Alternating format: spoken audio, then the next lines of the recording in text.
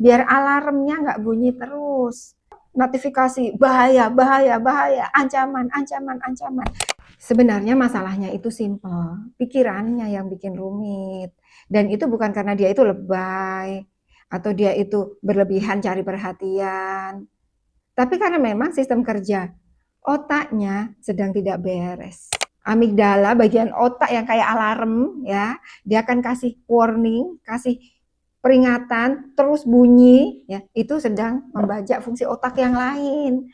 Dan ketika amigdala itu aktif berlebihan, akhirnya prefrontal cortex, ya, yang tugasnya itu berpikir logik rasional, lumpuh. Ya, begitu juga hipokampus. Nah, akhirnya kurang aktif, bahkan bisa lumpuh juga. Iya, hipokampus bagian otak yang dia menyimpan memori. Kapan kejadian itu terjadi dan ada emosi apa di situ.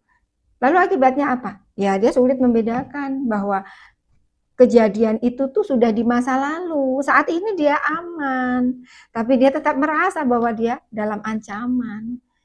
Dan dia sulit berpikir rasional, logik. Ya karena tadi bagian otak yang tugasnya sebagai direktur ya untuk berpikir logik rasional itu sedang kurang aktif atau bahkan lumpuh.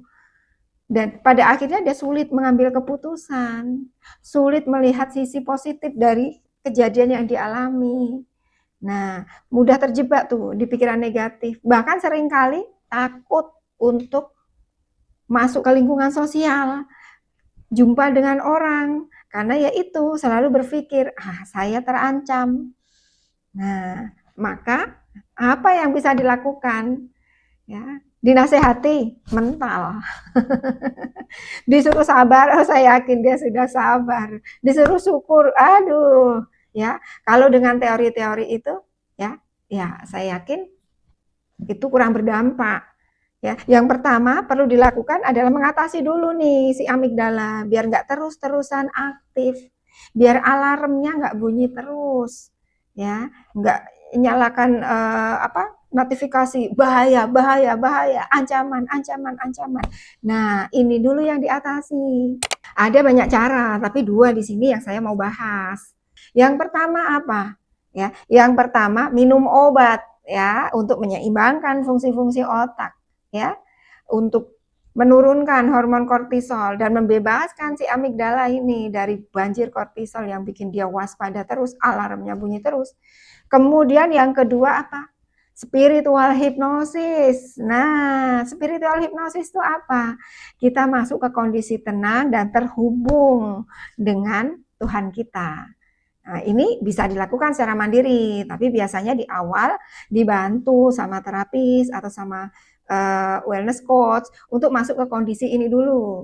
Nah, nanti kalau sudah tahu caranya, maka bisa lakukan secara mandiri, ya, melakukan self hypnosis setiap saat kapanpun. Dan memang ada perbedaannya mau menggunakan obat atau spiritual hypnosis. Kedua-duanya ini boleh aja ya, karena ini ikhtiar untuk kembali menstabilkan fungsi-fungsi otak. Yang pertama mungkin bisa segera cepat teratasi, namun jangka waktunya bisa terbatas. Ya, seberapa lama efek obat itu.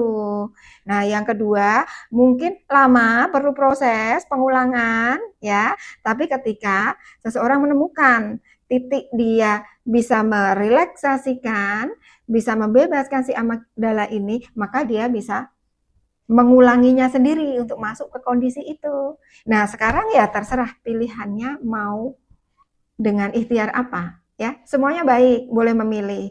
Kalau saya sih milih kalau memang sudah urgent banget, nggak terkendali, ya boleh gunakan obat sambil latihkan spiritual hipnosis.